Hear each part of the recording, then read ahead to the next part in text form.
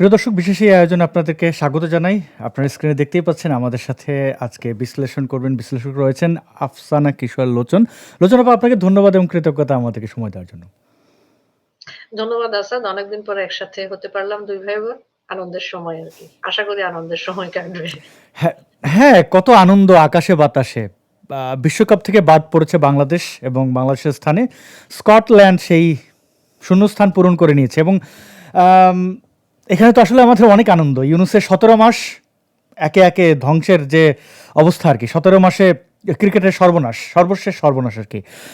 আপনি আমাদেরকে একটু বলবেন যে ব্যাপারটা কি আসলে? আমরা দেখলাম আসিফ নজরুল উঠে পড়ে লাগলো ক্রিকেটের বিরুদ্ধে। সো কল্ড ব্যারিস্টার ফুয়াদ, সেও দেখলাম যে একটা ব্যাট, একটা বল, এই ধরনের অঙ্গভঙ্গি, বিকৃত অঙ্গভঙ্গি, মানে ক্রিকেট যেন তাদের সতীন, মানে দুশ্মন, এই টাইপের একটা ব্যাপার। আসলে কি তারা প্রমাণ করতে চাইছে আমাদের আন্তর্জাতিক মানের খেলোয়াড় ডক্টর মোহাম্মদ ইউনুস যেখানে আছে সেখানে অন্য ধরনের কোনো খেলাধুলার দরকার আছে? মানে উনি একাই তো অলরাউন্ডার, এরকম কিছু? আসাদ, এটা সত্যিকার অর্থে এখানে কোনো প্রশ্ন এবং উত্তর হয় না। আমরা দুজনেই এটা জানি যে আসিফ নজরুল তার ব্যক্তিগত যে ক্ষোভ, দেশ এগুলা আছে, এগুলা চরিতার্থ করার জন্য এই কাজ করেছে। এবং ইউনুস, আসিফ নজরুল, এই গং কি এজেন্ডা নিয়ে আসছে তো এটা আমরা জানি। তাদের এজেন্ডা হচ্ছে বাংলাদেশকে ধ্বংস করা। তো সে তার এজেন্ডা ঠিকঠাক মতো বাস্তবায়ন করছে। ঠিক আছে তা? আর এটা তার এজেন্ডা ছিল। এটা আমি বলি যে ক্রিকেট বলি, তারপর পয়লা বৈশাখ বলি, এগুলা তো আমাদের এক ধরনের কমন গ্রাউন্ড। এখানে কিন্তু আপনি চিন্তা করবেন না যে লোচনা বা আওয়ামী লীগ করে, আমি চিন্তা করবো আসাদ বিএনপি করে, আমরা কিন্তু ওই একটা গ্রাউন্ডে সবাই এক। বাংলাদেশের খেলা, আমরা সবাই বাংলাদেশের খেলা দেখবো। বাংলাদেশের পয়লা বৈশাখ, আমরা সবাই পয়লা বৈশাখ উদযাপন করবো। তো এই যে জাতীয় যে জিনিসগুলো আছে, কমন গ্রাউন্ড, কমন জিনিসগুলো ধ্বংস করে দেওয়াটাই হচ্ছে গিয়ে তাদের লক্ষ্য। মানুষ ঐক্যবদ্ধ হতে পারবে না। মানুষ ঐক্যবদ্ধ হতে না পারলে তাদের এই যে দুঃশাসন, এটা তারা প্রলম্বিত করতে পারবে। আপনি আমি ঐক্যবদ্ধ হয়ে গেলেই তো বলবো যে আসিফ শয়তান কি বলতেছে, সে তো বলছে যে ২৬ লক্ষ ভারতীয় কাজ করে, সে তো একজনকেও কোনো বাইর করতে পারলো না। তখন নজরুলের কি হবে? আর এই যে খেলার কথা বললেন, নজরুলের খেলা কিন্তু একটাই, এটা আমি এই বয়সে আর এখানে বলতে চাই না। ওই খেলা ঠিক মতো খেলতে পারলেই হয়েছে। ঠিক আছে। আচ্ছা, তাহলে আমরা বোধহয় যোগসূত্র পেয়ে গেছি যে হাইকোর্ট বলছে একাধিক বিয়ের জন্য প্রথম স্ত্রী দ্বিতীয় স্ত্রীর কোনো অনুমতি লাগবে না, মানে সিনিয়র সমহান মর্যাদাদের কোনো অনুমতি লাগবে না। বিষয়টা আমরা একটু একটু একে একে রিকল করি। আমাদের ২১-এর বইমেলা বন্ধ হয়ে গেল। তারপরে মানে যতক্ষণ চলেছে শতাব্দী ভবর উপরে কি হয়েছে আমরা দেখেছি। আবার আমরা পয়লা বৈশাখে দেখলাম যে এটা এক প্রকার বন্ধ এবং চালু করা হলো বিশেষ সুবিধার জন্য, নেওয়ার জন্য, অর্থাৎ ডক্টর মোহাম্মদ ইউনুসের চেহারা এবং নাসিরুদ্দিন হজ্জা সব মিলেমিশে কি একটা অদ্ভুত কিংভূত কিমাকার একটা অবস্থা দেখলাম আমরা। এরপরে আমরা কি দেখলাম? বিজয় দিবস, স্বাধীনতা দিবস, সে কুচকাওয়াজ, মানে এগুলো পারলে একেবারে বন্ধ, নিষিদ্ধ করে দেয়। ক্রিকেট সহ অন্যান্য সব কিছুই তো ধ্বংস। সামনে একটা সো কল্ড ইলেকশন আসছে, সেই বিষয়ে কিছু বলবেন? মানে এই ক্রিকেট ধ্বংসের সাথে ইলেকশনের কি কোনো সম্পর্ক আছে? ইলেকশনটা খুবই মজার। ইলেকশনটা মজার এবং এটা নজিরবিহীন। ঠিক আছে? ইলেকশনটা মজার এই কারণে যে তারা বলছে যে হ্যাঁ ভোট দিতে হবে। আমি আজকে সকালে আপনার যখন চিন্তা করলাম যে আসাদ তো এখন আমাকে লিঙ্ক পাঠায় নাই, আমি কখন ঢুকবো, ৯:৪২ বাজে। মোবাইলটা হাতে নিলাম যে আপনি কোথায় লিঙ্ক পাঠিয়েছেন। দেখি রিজওয়াটা উঠান বৈঠক করছে, আমাদের পলিথিন উপদেষ্টা। উঠান বৈঠক করছেন কেন জানেন তো? হাবটের জন্য? হাবট হাবটের জন্য।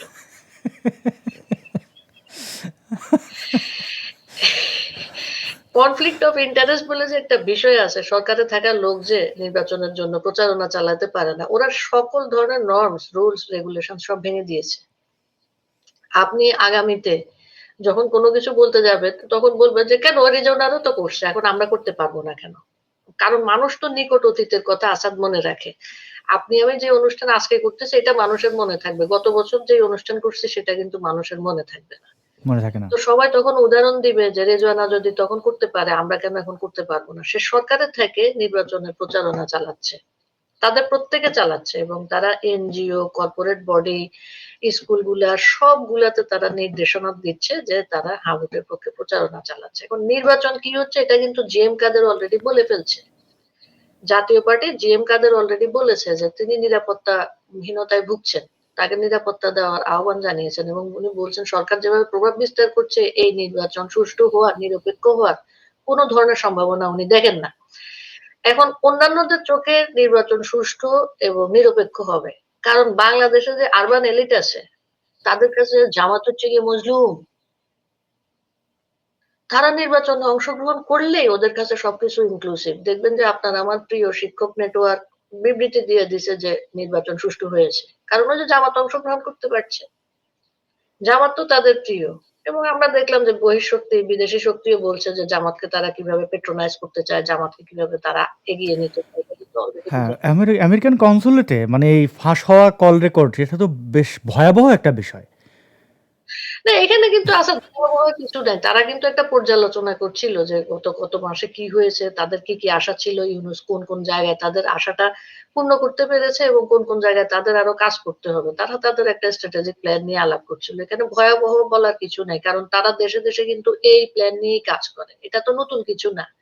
তারা কালার রেভলিউশন ঘটিয়েছে। এটার পরবর্তীতে যে আউটকাম সেটা তাদের যদি মানে ওই অনুযায়ী না হয়, আশা অনুযায়ী না হয়, তারা তো সে জায়গায় কাজ করবেই।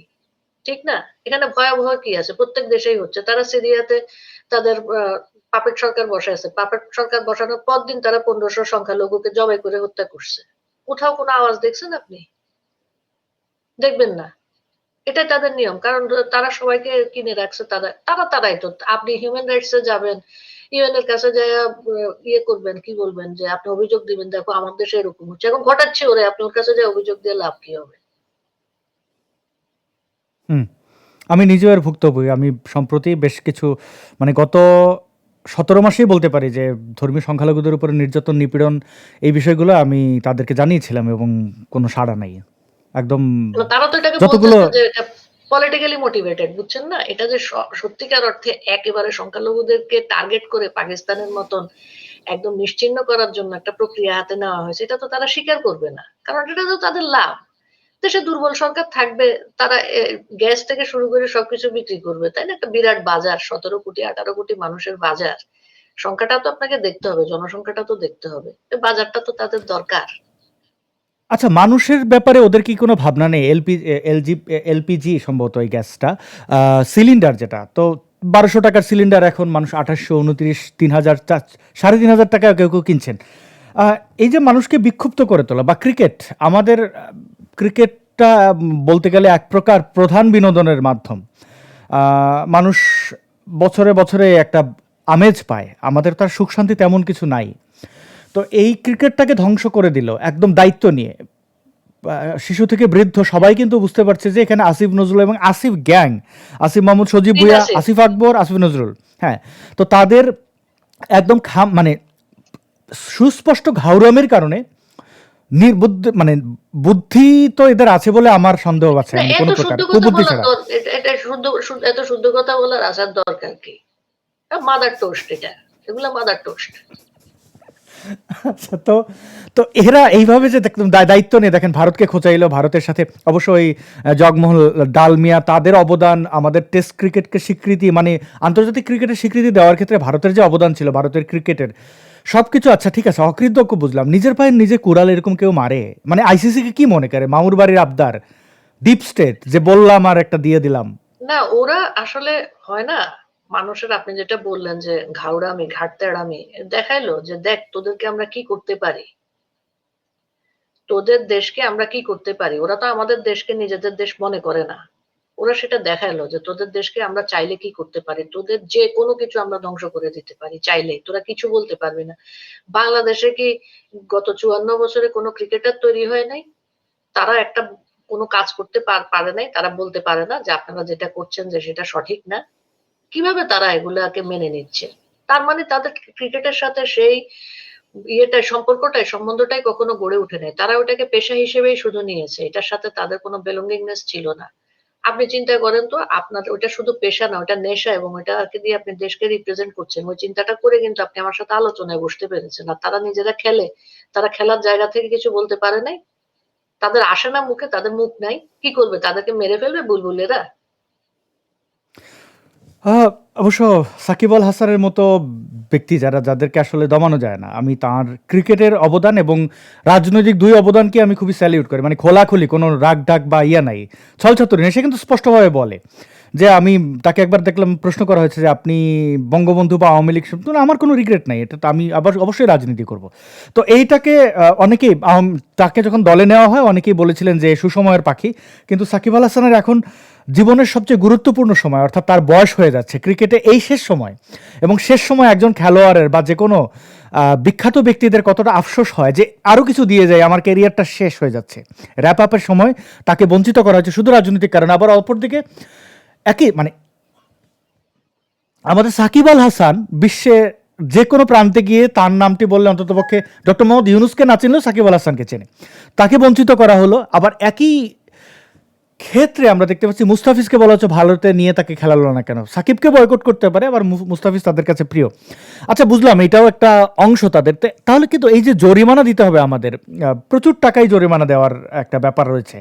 জরিমানা এবং অর্থ, এই যে ক্ষতিগ্রস্ত হওয়া, নিজের দায়িত্ব নিয়ে ক্ষতিগ্রস্ত হওয়া, এটা নিয়ে তো তাদের সমর্থক গোষ্ঠী, ইউনুস সরকারের সমর্থক গোষ্ঠী, তাদের মধ্যেই ক্ষোভ দেখা যাচ্ছে। বিশেষ করে আমি একজনের নাম নেই, শিক্ষক নেটওয়ার্কের এবং ঢাকা বিশ্ববিদ্যালয়ের পদার্থবিজ্ঞানের অধ্যাপক কামরুল হাসান মামুন, তিনি একটি জোকস শেয়ার করেছেন যে এক লোক, হ্যাঁ, হোটেলে বউর সাথে ঝগড়া হয়েছে। তো বউর সাথে প্রচণ্ড ঝগড়া করে লোকটা গেছে সমুদ্র সৈকতে, গিয়ে হাঁটছে আনমনে, খুবই মেজাজ খারাপ, একটা বোতল খুঁজে পেয়েছে। বোতলের দেখলো খালি, খুললো, কর্ক খুলতেই একটা দৈত্য বের হয়ে আসলো। তো দৈত্য বললো যে 3টা ইচ্ছা তোমার পূরণ করা হবে, বলো কি কি ইচ্ছা, তবে তুমি যা পাবা তোমার স্ত্রী পাবে তার দ্বিগুণ, এটা হচ্ছে শর্ত। কারণ দৈত্য জানতো স্ত্রীর সাথে ঝগড়া করে আসছে। তখন ওই লোকটা বললো ঠিক আছে, তাহলে তুমি আমার অর্ধেক মাইরা ফেলো, যেন দ্বিগুণ স্ত্রীরে পুরোটা মাইরে ফেলে আর কি। তো বাংলাদেশ ক্রিকেটের অবস্থা এরকম না যে নিজের নাক কেটে অন্যের যাত্রা ভঙ্গ করা? বাংলাদেশ ক্রিকেটের আমি আপনি আপনি যেটা বললেন আমি তো সেটা বললামই, যে সে যে একটা কথা মুখ থেকে বের করে ফেলছে, আসিফ নজরুল। এখন সে সেই কথাকে যে কোনো প্রকারে এইটাকে প্রমাণ করবে যে সে তার সিদ্ধান্তে সঠিক ছিল। সেটা আপনার ভারত বিরোধিতাই হোক, ভারতীয় আধিপত্যবাদের সালসা খাওয়ানোই হোক, যেটাই হোক, সে তার জায়গায় অটল থেকে সে তার ব্যক্তিগত যে জিনিস সেটা সে পূরণ করবে। সে তার ব্যক্তিগত ক্ষোভ, যেহেতু তার মুখ থেকে কথাটা বের হয়ে গেছে, সেটার থেকে সে ফিরে আসবে না। তারা নিজেরা সবসময় অন্যদেরকে বলে শুধরানোর। আমি আসিফ নজরুলকে আমার এতটা বয়সে শুধরাতে দেখিনি। আমি তো তাকে সেই আমার ইউনিভার্সিটি লাইফ থেকে দেখে আসছি। সে যা ছিল আমার স্কুল লাইফ থেকে দেখে আসছি। সে যে মুনাফেক ছিল সেই মুনাফেকই আছে। এরকম মুনাফেক আপনি 2টা খুঁজে পাবেন না। আম্মার সাথে মানে জাহানারা ইমামের সাথে সে যেটা করেছে সেটা তো আমরা চাক্ষুষ দেখেছি। তারপরে আমাদের শামসুন্নাহার হলে যখন বিএনপির আমলে পুলিশ উঠায় দেওয়া হলো রাত্রের আধারে, তখন তার মুখের ভাষা আমি শুনেছি। এবং তার পরবর্তীতে তার ব্যক্তিগত জীবন নিয়ে তো আমি কিছু বলতেই চাই না, ওটা আপনারা সবাই জানেন। এটা বললে এখন আমাদের মুখ খারাপ, অনুষ্ঠান খারাপ। তো সে জাতীয় মুনাফেক, মিথ্যা কথা বলা, সুবিধাবাদ চর্চা করা, এইটাকে করতে যায়। সে তার পদ পদবি এগুলাকে সে ঠিক রাখতে যায় যে আমি আসিফ নজরুল, আমি ক্রীড়া উপদেষ্টা, আমি যেটা বলেছি সেটাই সঠিক।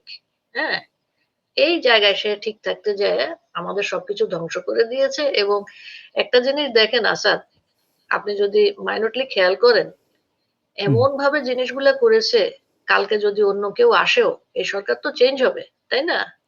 তার পক্ষে কিন্তু ওই জায়গাগুলা রিপেয়ার করা খুবই অসম্ভব হয়ে যাবে। এমন পর্যায়ে জিনিসগুলা রেখে যাচ্ছে, নেগোসিয়েশনের জায়গাগুলা থাকবে না। আপনার র্যাঙ্কিং এ আপনি তলানিতে চলে যাচ্ছেন। আপনাকে বিশ্বকাপে কি করতে হবে? আপনাকে অংশগ্রহণ করতে হলে আপনার কোয়ালিফাইং রাউন্ড হয়ে আবার আসতে হবে। তো আপনার কি মনে হয় কোনো একটা জায়গা রেখে যাচ্ছে রিপেয়ার করার মতন? আমি অর্থনৈতিক ক্ষতি যেটা, আর্থিক ক্ষতি যেটা আপনি বললেন সেটার কথা আমি বাদই দিলাম। আর্থিক ক্ষতি আমি মানুষ টুডে অর টুমোরো কিন্তু কাটায় উঠতে পারে। তো যে জায়গায় ক্ষতিটা করছে এটা কিন্তু রিপেয়ার করা খুব দুষ্কর হয়ে যাবে, যেই আসুক। আমি বুঝলাম যে আমরা বনের খেয়ে মনের নিজের খেয়ে বনের মহিষ তারাই। আপনি বাংলাদেশের স্বার্থে ক্রিকেট নিয়ে ভাবছেন, ক্রিকেট আমাদের আসলে গর্বেরও একটা জায়গা। তো আমরা না হয় ভাবছি, তারেক জিয়ার না হয় মেরুদণ্ড তাদেরই, মানে তার বাবা মিলিটারি অফিসার ছিলেন, তাদেরই বাবার কলিগরা ভেঙে দিয়েছে, তার না হয় মেরুদণ্ড নাই, কিন্তু বিএনপির আর কি কেউ নাই যে তারা তো বসে আছে, আল্লাহ মেঘ দাও বৃষ্টি, পানি দে, ছায়া দে রে তুই মতো, আল্লাহ নির্বাচন দে, ক্ষমতা দে, চেয়ার দে রে তুই। তো এখন নির্বাচন, ক্ষমতা, চেয়ার সব তারা ধরে নিলাম, তারা এক প্রকার ওই ধরেই নিয়েছে তারা ভবিষ্যৎ প্রধানমন্ত্রী, ভবিষ্যৎ দেশ পরিচালক। তাদের কোনো চেতবেত নাই কেন? তারা এখন কেন কথা বলছে না যে ধ্বংস করিস না রে বাদশা, বাদশা একটু ছাড়, একটু একটু ক্ষমা কর? আপনি আপনি আসাদ এই জিনিসটা দেখেন, এটা যদি খেয়াল করেন আপনি দেখবেন কিন্তু যে ম্যাক্সিমাম দলের কাছে কিন্তু আপনি আমি কোনো ম্যাটার করি না, মানুষ কোনো এত ম্যাটার করে না। হ্যাঁ, তারা হুম, তাদের জিনিসপত্র ঠিকভাবে পেলেই হচ্ছে। আপনি দেখবেন এই যে আপনি আমি বারবারই বলি যে আচ্ছা এই শিক্ষক নেটওয়ার্কের এরা এই কাজ কেন করলো, অমুক শিল্পী তো অমুক কেন করলো। আপনি দেখেন পিছনের ব্যাকগ্রাউন্ড যদি দেখেন, ব্যক্তিগত লাভ ছাড়া, পদ পদবি ছাড়া আর কোনো কিছু কি ভাবছে? আপনি শুধু একবার চিন্তা করেন, এই যে আপনি একটা উপদেষ্টাকে দেখেন, শারমিন মুর্শিদ, ঠিক আছে না? সে মুক্তির গানে ছিল, সে গান গেয়েছে মুক্তিযুদ্ধের সময়। তার বাবা মা তো অনেক প্রথিতযশা মানুষ আমাদের দেশের। হুম। আপনি তার বক্তব্যগুলা দেখেন, তার আসলে জীবনে কি ছিল না, কি কারণে সে বাংলাদেশের ৯ কোটি মেয়েদেরকে হিজবুতের হাতে তুলে দিতে সম্মত হয়েছে, এটা আপনি আমাকে বলেন না। এই প্রশ্নটা আমি আপনাকে করলাম। এটার পিছনে মনস্তাত্ত্বিক বিষয়টা কি? তার জীবনযাপনের সাথে কি হিজবুত, জামাত, জঙ্গি, শরিয়া এসব যায়? কোনোভাবে যায়? এলাই করে? করে না কিন্তু। কোনো কিছুই কিন্তু এগুলোর সাথে তার সিনক্রোনাইজ হয় না। কিন্তু সে কিন্তু এই জিনিসের সাথে একসাথে গিয়েছে। কেন গিয়েছে? কি কারণে গিয়েছে? রিজনটা কি? এমন না যে তার পিতামাতার ব্যাকগ্রাউন্ড কিন্তু পাকিস্তানি বা তাদের অন্তরে পাকিস্তান। তার বাবা ভেরি মাচ বাংলাদেশপন্থী মানুষ ছিলেন। বাংলাদেশের জন্য কাজ করেছেন। তো সেই নারী কেন আমাদের ৯ কোটি মানুষকে, ৯ কোটি নারীকে হিজবুতের হাতে তুলে দিতে সম্মত হয়েছে? এই প্রশ্নের উত্তর কি দিবেন আপনি? বলেন তো আসাদ? নাই, উত্তর নাই। মানে এটা হচ্ছে এই চূড়ান্ত ভণ্ডদের কারণে তো আমাদের এই পরিস্থিতি, পরিণতি। আহ, আফসানা আপা, আমি একটা ছবি দেখাই। জামাত ইসলামের ছাত্র সংগঠন, মানে সি টিম, বি টিম, কোন টিম বলবেন আপনি বলেন, আমি জানি না কোন টিম আপনি বলবেন। তো এই যে নাহিদ ইসলামরা এখন, এটা কিন্তু আবার ভুয়া না, এই যে ডেইলি তোমার দেশ আমার দেশ, এই দেখেন 1.5 গোলার মিলিয়ন দেশ। ফলোয়ার্স তার। হ্যাঁ, তো সেখানে বলছে যে জামাতের মহিলা সমাবেশে নাহিদ ইসলাম। এখন আমি একটু ছোট জ্ঞানে আমি জানতে চাই যে জামাত ইসলাম আর কি কি বাকি রাখবে? তাদেরকে একবার বানাইলে এনসিপি কোটানা মেধার মুখ সম্মুখ সারিতে আনলো, তারপর এখন আবার তাদের কোলে স্বীকৃতি দিল যে না, এটা অবৈধ না, আমাদেরই সন্তান। মানে তোমরা গুপ্ত গুপ্ত বারবার বলো না, আমরা দিলাম স্বীকৃতি। এখন তাকে শেষমেশ মহিলা বানিয়ে দিল, মানে মহিলা সমাবেশে নাহিদ ইসলাম, এখানে সবাই। তাহলে এখানে তো মহিলা, একটা শিশুকে দেখতে পাচ্ছি, সে ছেলে না মেয়ে বোঝা যাচ্ছে না, কারণ মাদ্রাসার যে অবস্থা, তাতে এখন শিশুদেরকেও, মানে ছেলেদেরকেও বোরকা পরাইতে হবে, ওই বোরকায়ও কাজ হবে না। যাই হোক, এখানে ২, ৪, ৫ জন পেছনে বসে আছেন আর সামনে আরেক মহিলা। এই এই ৬ মহিলা সম্পর্কে কি বলবেন? শেষমেশ তাদের মহিলা বানাই দিল, মানে জেন্ডার পাল্টাই দিল। না, ওরা বলবে, ওরা, আমি ওই জিনিসটা দেখলাম, ওখানে তারা কমেন্ট করেছে যে নারীরা ছিল, তারা পর্দার আড়ালে ছিল, স্টেজের নিচে তাদেরকে আলাদা করে বসানো হয়েছিল, এরকম তাদের কিছু বক্তব্য আছে। আর এটা তো তাদের জন্য খুবই স্বাভাবিক, তারা নারী বিষয়ক। এবং তাদের শব্দটা চয়ন দেখেন, যে শব্দ চয়ন করেছে মহিলা সমাবেশ, ঠিক আছে? হুম, তা লিখে আমার রেখেছে। দেশের হ্যাঁ, না, আমার দেশের মাহমুদুর রহমানকে নিয়ে বলার কিছু নাই, আর জামাতকে নিয়ে তো বলার কিছু নাই। আপনি একটু দেখবেন, আপনি কিন্তু খেয়াল করে দেখেন, অনেক বড় বুদ্ধিজীবী জামাত, কিন্তু কোনো ক্রিয়েটিভিটি পাবেন না আপনি। এক একটা প্রোডাক্ট দেখেন কেমন জানে। হ্যাঁ, দেখলেই বোঝা যায় এটার ভিতরে কিছু নাই। অনেক মুখস্থ কথা আপনাকে বলবে, অনেক জ্ঞানের কথা বলবে, সাংঘাতিক সাংঘাতিক সব যুক্তি আপনাকে দিবে, যে ৭১ সালে কি হয়েছিল, কি আমরা চাক্ষুষ দেখেছি কিনা, আপনাকে বিভ্রান্তির ইয়েতে জালে জড়ানোর চেষ্টা করবে। কিন্তু আপনি ভিতরে যখন টোকা দিবেন, কোন রকমের মৌলিক জিনিসপত্র পাবেন না। তো না। তাদের নারী বিষয়ক অবস্থান, তো তাদের যে নির্বাচনের ইয়ে দেখা যাচ্ছে, সেখানে আমরা দেখলাম যে তাদের নারী প্রার্থী হচ্ছে শূন্য। নারী বিষয়ক যে অবস্থান, সেটা কিন্তু তারা বারবারই নানা রকমের ইশারা ইঙ্গিতে আমাদেরকে বলে যাচ্ছে, আমরা কেন জানি বুঝতে পারছি না ইশারা ইঙ্গিতটা। শফিকুর রহমান, চুম্মা শফিক, সাদা শকুন কিন্তু বলেছে নারীরা ৫ ঘন্টা কাজ করবে, মানে তোরে আর কাজেই নিব না। ঠিক আছে না? তো আমরা কেন জানি ইশারা ইঙ্গিত গুলো ধরতে পারছি না। আমরা এখনো আশা করছি যে জামাত আমাদেরকে অনেক ভালো কিছু দিবে, এবং আমাদের আরবান এলিটদের মধ্যে এই আশাটা অনেক প্রকট রূপে আমি দেখি যে ওরা, জামাত আসলে নাকি দেশ একদম সোনায় সোহাগা হয়ে যাবে, ওরা নাকি দুর্নীতি করে না, জামাত নাকি দুর্নীতি করে না। ১০ ট্রাক অস্ত্র আনছিল, এটা ভুলে গেছে। ঠিক আছে? মাত্র ১০ টাকা অস্ত্র আনছিল, এটা ভুলে গেছে। বাংলাদেশের মানুষের মনোমগজ। বাংলাদেশের সাধারণ মানুষ ভালো। আমরা যারা আরবান এলিট আছি, আমরা হচ্ছে গিয়ে সবচেয়ে নিকৃষ্ট। আমাদের কোনো বুকপিট নাই। এটা নির্মম হলেও সত্য। তবে তাদের আরেকটা অংশ, মানে আমি তো শুধু নাহিদকে দেখাইলাম, আরো দু একটা দেখাই। এই যে সার্জিসের কাছে চুম্মা শফিক না শফিকুর রহমান বোধহয় হ্যাঁ, নামের, চুম্মা শফিক, হ্যাঁ। তো সে গেছে এবং হাতে একটা, এটা হনুমানের গদার মতো কিছু একটা নিয়ে গেছে। তো না, এই যে এটা কিন্তু মাথায় টুপি, আসাদ আরো আরো খারাপ খারাপ কথা মানুষ বলছে, ওটা তো আমি বলতে পারছি না না। মানুষ, আমি তো পারতেছি না পাই, জনি সাউন্ড দেখে এগুলো তো বলতেছে, এখন এগুলো ছাড়া আকার ইঙ্গিতে ছাড়া বেশি কিছু বলতে পারি না পাই এগুলো। মানে বাংলাদেশের রাজনীতি এমন হয়েছে যে এখন মানুষ এখানে রাজনৈতিক স্লোগান হয় মানে ব দিয়া স দিয়া, হ্যাঁ। এগুলো তো আমাদের অনেক শ্রেণী পেশার মানুষ দেখেন, অনেক ভিন্ন বয়সের মানুষ দেখে না পাই, এগুলো আসলে খুব হ্যাঁ, লজ্জার তো বিষয়। সেজন্য আমরা বলতে পারছি না এজন্য। জি, তো এদের নিয়ে একটু বলেন না যে মানুষের কি একটু বিবেক, বাংলাদেশের মানুষ কি এগুলো দেখতেছে না? ওরা তো ভাবতেছে ঠিক আছে আমরা সুপিরিয়র, আমাদের পেছনে পাকিস্তান আছে, পাকিস্তানে আইএসআই আছে, আমাদের পেছনে ডিপ স্টেট আছে, আমাদের পেছনে আরো ষড়যন্ত্রকারীরা আছে। কিন্তু এই সকল ষড়যন্ত্রের যে একটা, এগুলো যে ইতিহাসে লিপিবদ্ধ হচ্ছে, মানুষ যে তার, গণমানুষ যে তার বদলাটা নেবে, তার অধিকার কেড়ে নেওয়া হচ্ছে একের পর এক, সে তো টের পাচ্ছে। ওদের কি কোনো ভয় ডর নাই? ওদের ভয় ডর আপাতত নাই, বুঝছেন? মোল্লা মিলিটারি অ্যালায়েন্স তো, মিলিটারির ব্যাকআপ যতক্ষণ তারা পাবে তাদের এই ভয়টা হবে না। হ্যাঁ, এটা তারা খুব ভালো করে জানে। কারণ মিলিটারির ভিতরে তো আমাদের ভীষণভাবে এই জামাতিকরণ বলি হিজবুতিকরণ হয়েছে, এটা তো আপনি প্রতিনিয়ত বিভিন্ন খবর থেকে দেখতেই পাচ্ছেন। তাদের, হ্যাঁ, তারা কোন দিকে ঝুঁকে আছে। যে কারণে হুম। তারা ভয়টা পাচ্ছে না। কারণ এটা তো আর ১৯৭১ সাল না আসাদ, মানুষ খালি হাতে রাস্তায় নেমে যাবে। এটা ২০২৬ সাল। মানুষ খালি হাতে রাস্তায় নেমে কতজন প্রাণ দিয়ে সত্যিকার অর্থে দেশকে জঙ্গিমুক্ত করবে? কারণ জঙ্গিদের হাতে তো হাজার হাজার অস্ত্র। আপনি ইরানে দেখেছেন যে তাদের ওখানে মাত্র ৬০,০০০ অস্ত্র তারা উদ্ধার করেছে। আমাদেরও কিন্তু এরকম হাজার হাজার অস্ত্র বিভিন্ন মানুষের হাতে, এবং শুধু থানা লুট করা অস্ত্র না, ক্ষুদ্র অস্ত্রও আছে, এবং আমাদের দেশি পর্যায়েও কিন্তু অনেক পিস্তল-টিস্তল তৈরি হয়। আপনি জানেন কিনা আমি জানি না। রোহিঙ্গা-টোহিঙ্গা ক্যাম্পের ওইদিকে কিন্তু অস্ত্র তৈরি হয়। তারা হাতে হাতে তৈরি করে। প্রচুর অস্ত্র মানুষের হাতে। যেই কারণে আমরা যেটা বলছি যে মানুষ দেখছে না, বুঝছে না। মানুষ দেখছে, বুঝছে, কিন্তু মানুষের এখনো যেটা হয়, মানুষ একসাথে হয়ে প্রতিরোধ করা, সেই জায়গার যে সাহসটা অর্জন করা, সেটা এখনো অর্জন করে উঠতে পারেনি। কারণ এত ভয় মানুষের মধ্যে ঢুকিয়ে দেওয়া হয়েছে, এটা তো ডিপ স্টেটের একটা বিষয়ই থাকে। তারা এই ফিয়ারটাকে কাজে লাগায়। হ্যাঁ, আপনি কথা বলবেন না, আপনি দেখেও চুপ করে থাকবেন, আপনি শুধু আপনার নিজের জানটা নিয়ে, নিজের জীবিকা নিয়ে ব্যস্ত থাকবেন, রাষ্ট্রীয় কোনো কাজে আপনার মতামত থাকবে না, এটা তো ডিপ স্টেট চায়। তো যেই কারণে মানুষ একতাবদ্ধ হয়ে এই জিনিস মোকাবেলা করা এখনো হয়ে উঠছে না। তবে হবে না সেটা কিন্তু আমি আপনি বলতে পারি না আর কি। জি। আ অনেক ধন্যবাদ। আমি একটা ভিডিও ভাবছিলাম দেখাবো না।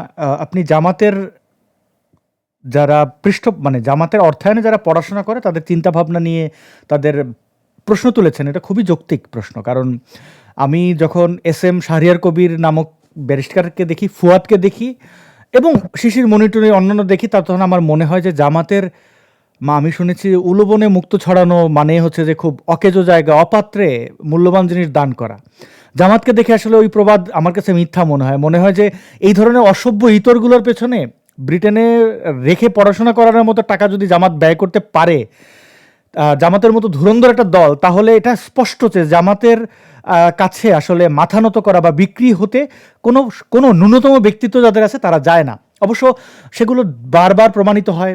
এই সার্জিসের মতো একটা গিরগিটি বা নাহিদদের মতো ওরা এখন আবার তাদের পিতামহদের কাছে ফিরে গেছে। এগুলো দেখে আসলে আমার না সমাজ ব্যবস্থার উপরে অনেক সময় বিশ্বাস উঠে যায় যায় মনে হয়। এদের দেখলে আবার মনে হয় যে না, সমাজ ঠিকই চলতেছে, প্রকৃতি তার নিয়মের বাইরে যাচ্ছে না। আমরা একটু এই ভিডিওটা দেখি। প্রিয় দর্শক, জানাবেন আপনারা শব্দ শুনতে পাচ্ছেন কিনা। তমুক খেলতেছে, কি খেলে? একটা গোল জিনিস, হেডার একটা কাঠি দিয়ে একটা ব্যাট দিয়ে বাইরে। এইটা কোনো জিনিস, একটা জিনিস মানুষের জীবনে, সেই জিনিস নিয়ে কত লাফালাফি। বিশেষ করে ফুটবলে যেটা দেখিয়েছে, ফুটবল আমাদের লাইফ লাইন। এখানে আপনার অন্য দেশের হেজিমনি প্রতিষ্ঠা করার জন্য ক্রিকেটকে অনেক বেশি প্রাধান্য দিয়ে ফুটবলকে প্রায় মেরে ফেলা হয়েছে। তো এই হায়াল্লা খালেদ আর ফুয়াদের মধ্যে কোনো পার্থক্য দেখেন?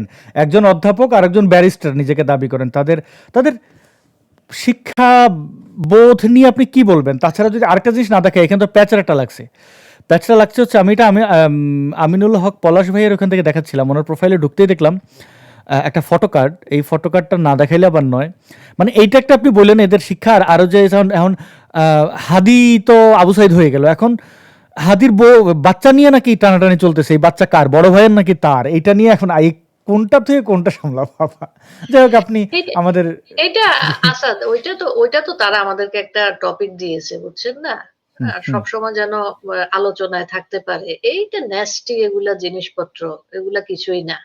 হয়তো ভাই আরো একটা চাকরি বাকরি চাচ্ছে, সেজন্য সে ওইটা করতেছে আর কি। হ্যাঁ, এইগুলো। আর হাদির ছেলে তো এখন একটা ভালো অ্যাসেট, এটাকে দেখায় অনেক কিছু করা যাবে। এই জন্য এখন পরিবারের এই মধ্যে কথার মানে কি? প্রয়োজনে তোমরা হাদির বউকে নিয়ে নাও, শুধু সন্তানটা আমাকে দিয়ে দাও। শরীফ ওমর ওর বড় ভাই, এবং এটা বার্তা বাজারের ফটো কার্ড। এগুলো সব মানসিকভাবে অসুস্থ। মানসিকভাবে অসুস্থ না হলে ওই ধরনের স্লোগান দেওয়া, ভাইয়ের লাশের বিনিময়ে চাকরি পাওয়া, ফ্ল্যাট পাওয়া, আবার খরচের জন্য টাকা নেওয়া, এগুলো মানসিকভাবে অসুস্থ না হলে কি সম্ভব নাকি? মানুষ সাইকো। শারীরিকভাবে অসুস্থ, মানে স্যাডিস্ট না হলে ওইরকম সত্যি তো নারীর মানে যেখান থেকে তার সৃষ্টি, সেই এইগুলা প্রকাশ্যে এরকম বলে, মানে কতটা আমি আপা এটা কথাটা এরকম যারা বোঝার বুঝে নিয়ে যে শারীরিকভাবে কতটা হইলে পরে এরকম একটা মানুষ, মানে একটা একটা নারীর তো শরীরে আরো অঙ্গ প্রত্যঙ্গ আছে, এক জিনিস নিয়ে তার রাগ। না, পুরুষদের ও গালাগালি করছে নারীর জন্য নিয়ে। এক জিনিস নিয়ে থাকে। এবং বাংলাদেশে তো বেশিরভাগ মানুষ সেক্সুয়ালি ফ্রাস্ট্রেটেড, যৌন হতাশাগ্রস্ত, অনেক কিছু ফ্যান্টাসি করে, সেটা ইয়ে করতে পারে না, কাজের ক্ষেত্রে প্রয়োগ করতে পারে না। সেখান থেকে সারাক্ষণ নারী বিদ্বেষ, সারাটাক্ষণ নারী বিদ্বেষ। এখন আপনি ওরাং ওটাঙের মতো না, আপনি চাইতেছেন ডায়ানা, পাচ্ছেন না তো, তখন আপনার ডায়নাকে গালি দিতে হবে যে ডায়না ফ্লেশ ট্রেডার, সেজন্য আপনি ওনার ডায়নাকে পান নাই। ঠিক আছে না? তো হাদিকে নিয়ে যেটা তারা করছে, তার পরিবার যেটা করছে, আমি এটাকে মানসিক অসুস্থতা ছাড়া আর কোনো কিছু দিয়ে সংজ্ঞায়িত করতে পারছি না সত্যিকার অর্থে। এটা সম্পূর্ণভাবে মানসিক বিকারগ্রস্ততা।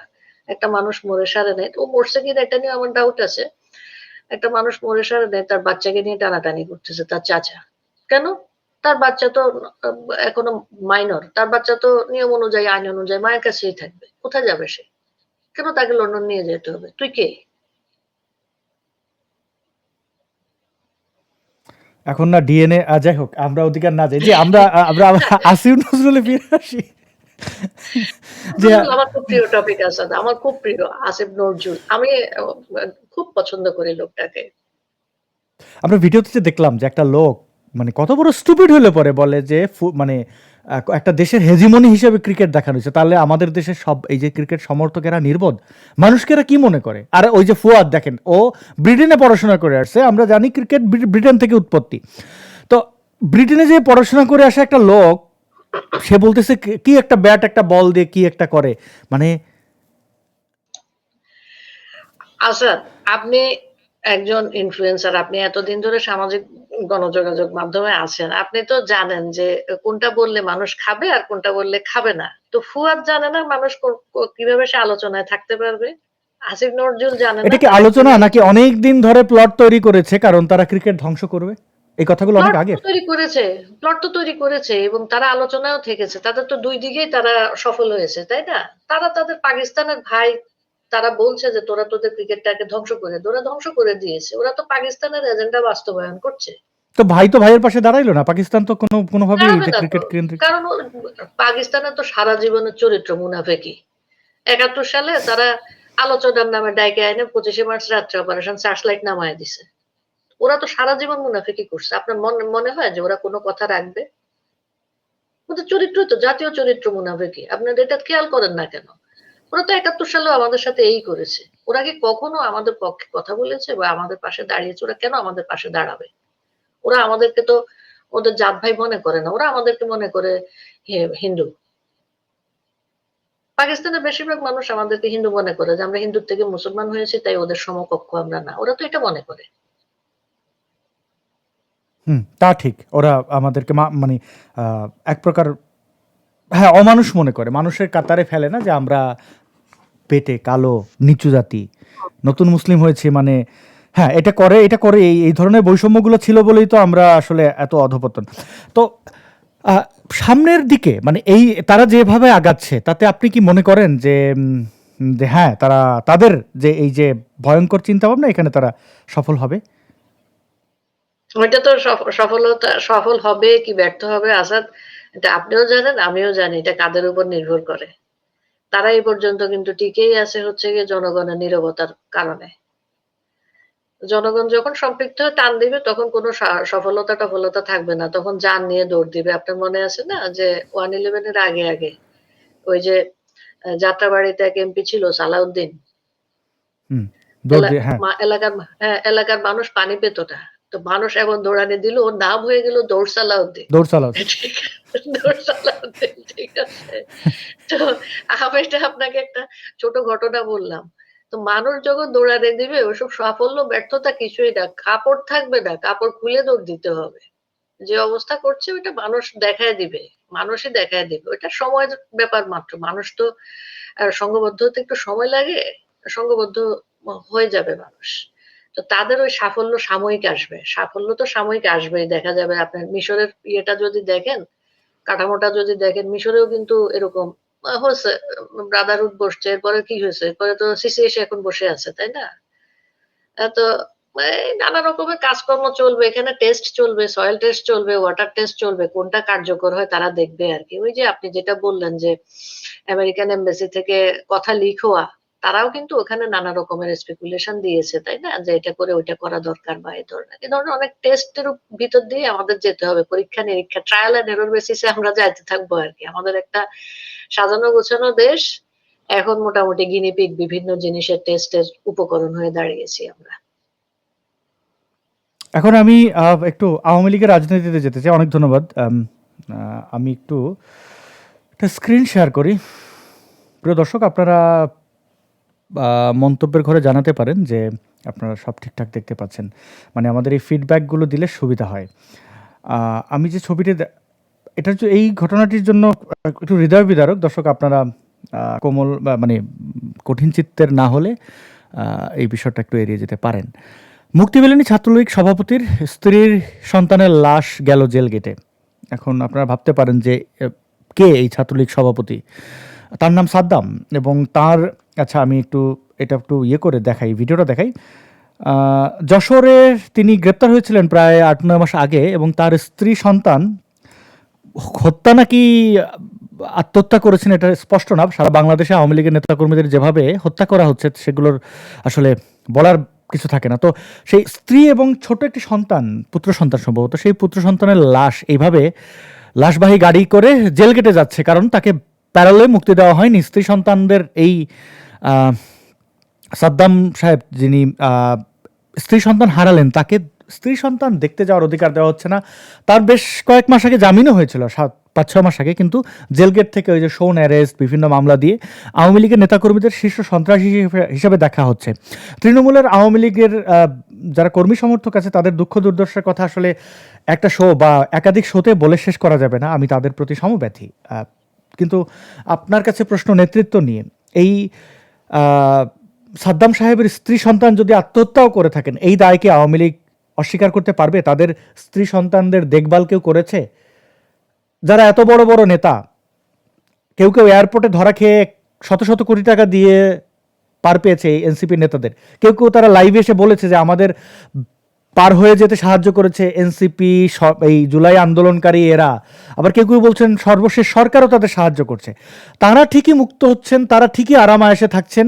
তৃণমূলের এই যে মানুষের লাশ, একটা ব্যক্তি তিনি রাজনীতি করেছেন, 1000 কোটি টাকা যদি ইনকাম করেন, আত্মসাৎ করে থাকেন, তাহলে তার স্ত্রী সন্তানরা, তাদের ঘরের পরিবেশ দেখলে বোঝা যায়। আমি ছবিটা দেখাতে পারছি না, যারা দেখেছেন তারা জানবেন। মেঝেতে সন্তান পড়ে আছে, স্ত্রী ফ্যানের সাথে ঝুলে আছে। যদি কেউ হত্যা করে থাকে সেই হত্যার দায় কি আওয়ামী লীগ নেবে না? মানে এইভাবে হত্যা হচ্ছে, অথবা অর্থ কষ্টে স্বামী জেলখানায় মাসের পর মাস, সামাজিক গ্লানি, পুলিশের হয়রানি, এগুলো থেকে এই এই সন্তান হত্যা এবং ইউনূস তো অবশ্যই দায়ী প্রথম, কিন্তু আওয়ামী লীগের নেতা যারা নেতৃত্বে রয়েছেন, যারা এসে এখন চেহারা দেখান, তাদের দায় আছে কিনা? তারা কি তৃণমূলের সাথে যোগাযোগ করেন? আচ্ছা, দেখেন এই আলোচনা কিন্তু আপনার আমার জন্য মানে একেবারে টু দা পয়েন্ট হওয়ার কোনো সুযোগ নেই, কারণ আপনিও আওয়ামী লীগের রাজনীতির সাথে জড়িত না, আমি তো নাই, আমি আওয়ামী লীগের রাজনীতির সাথে জড়িত না, আমি কখনো সক্রিয় রাজনীতি করিনি এবং আমার কোনো সেখানে অ্যাফিলিয়েশন নাই। হ্যাঁ, এখন দেশের প্রয়োজনে আমাকে কাজ করতে হচ্ছে, বিষয়টা এরকম। এখন হুম।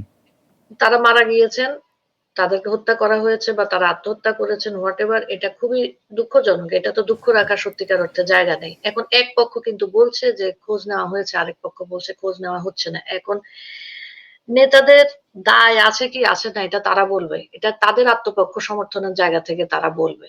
আমরা সাদা দৃষ্টিতে যেটা দেখতে পাচ্ছি যে আওয়ামী লীগ তার তৃণমূলের নেতা কর্মীদের নিরাপত্তা বিধান করতে, তাদের বাঁচিয়ে রাখতে সব জায়গায় সফল হয়নি, এটাই আমরা সাদা দৃষ্টিতে দেখতে পাবো।